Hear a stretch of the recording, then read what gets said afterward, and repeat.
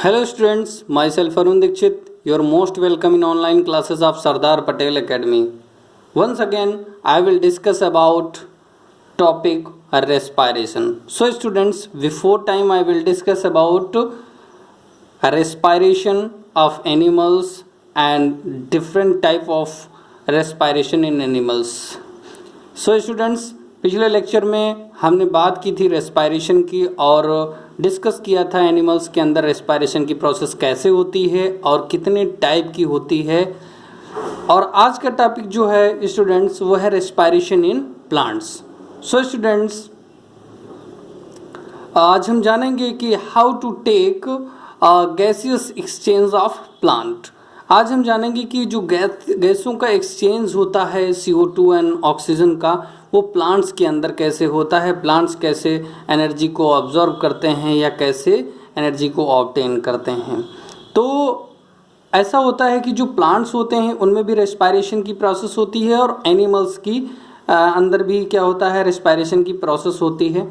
लेकिन क्या होता है, वो डिफरेंट तरीके से होती है। सो आज देखेंगे कि हम रेस्पायरेशन की जो प्रोसेस है वो प्लांट्स के अंदर कैसे होती है।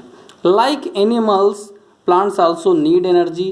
The plants get this energy by the process of respiration.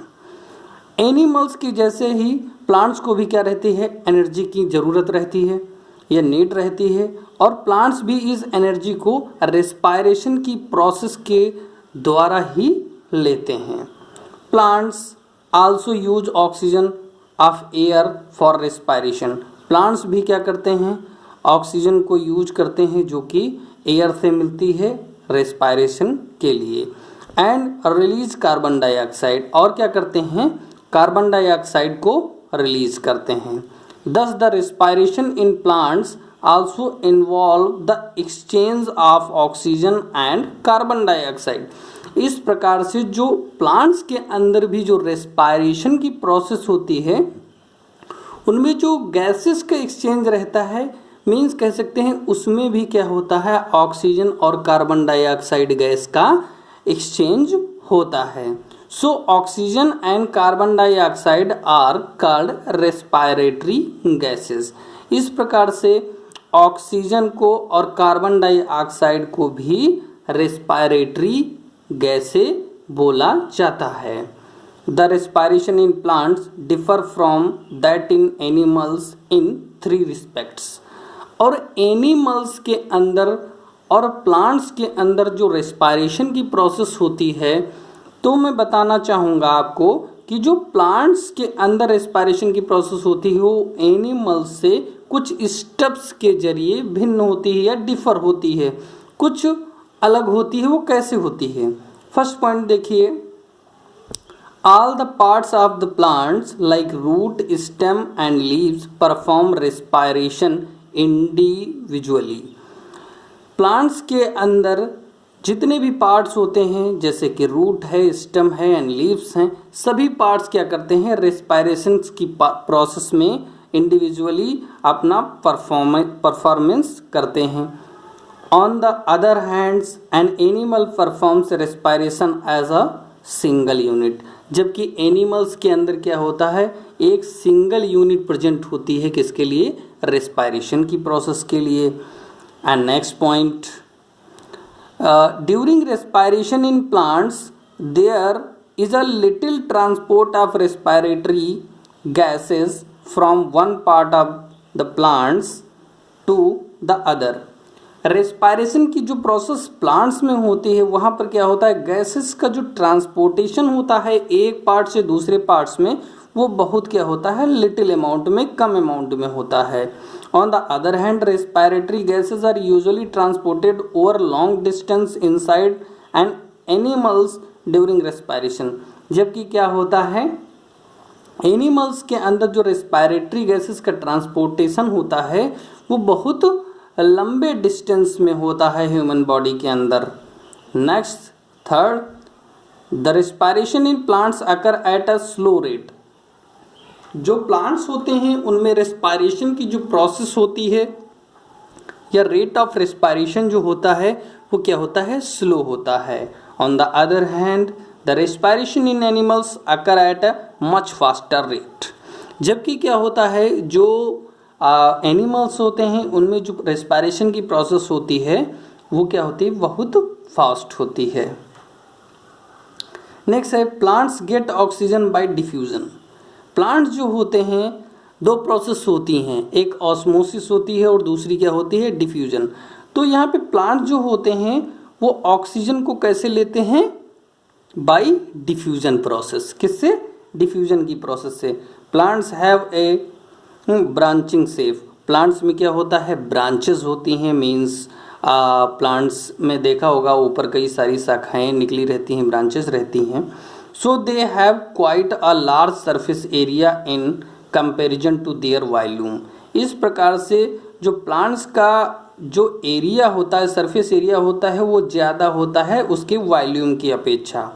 Therefore diffusion alone can apply all the cells of the plants. इस प्रकार से जो प्लांट्स होता है उसकी सभी सेल्स में क्या होता है, डिफ्यूजन प्रोसेस अप्लाई होती है with as much oxygen as they need for respiration. Diffusion occurs in the root, stem and leaves of plants. Diffusion की प्रोसेस जो होती है वो रूट, स्टेम, लीव्स सभी जगह होती है। अब रेस्पायरेशन की प्रोसेस जो होता है, रेस्पायरेशन इन रूट्स, रूट्स में बेटा रेस्पायरेशन की प्रोसेस कैसे होती है। Air is present in between the particles of soil. Air जो होती है वो सॉयल के पार्टिकल्स में प्रेजेंट रहती है। सभी लोग जानते हैं कि जो है सॉयल में क्या होता है, एयर प्रेजेंट रहती है। The root of the plant take the oxygen required for respiration from the air present in between the soil particles by the process of diffusion.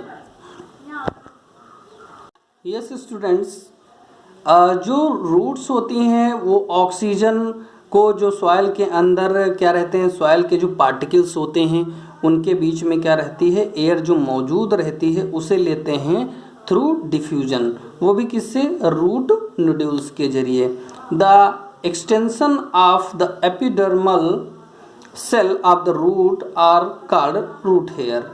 जो ऊपर की तरफ फिंगर लाइक प्रोजेक्शंस या एक्सटेंशंस निकले रहते हैं, मतलब रूट्स के ऊपर जो एपिडर्मल पोर्शन होता है, एपिडर्मस जो सबसे outer most of the layer होती है किसी भी प्लांट्स की, या जो ऊपर की बाहरी लेयर होती है उसे एपिडर्मिस बोलते हैं। तो एपिडर्मल लेयर पे क्या होता है, कुछ एक्सटेंशंस रहते हैं जिन्हें हम क्या बोलते हैं, रूट हेयर बोलते हैं।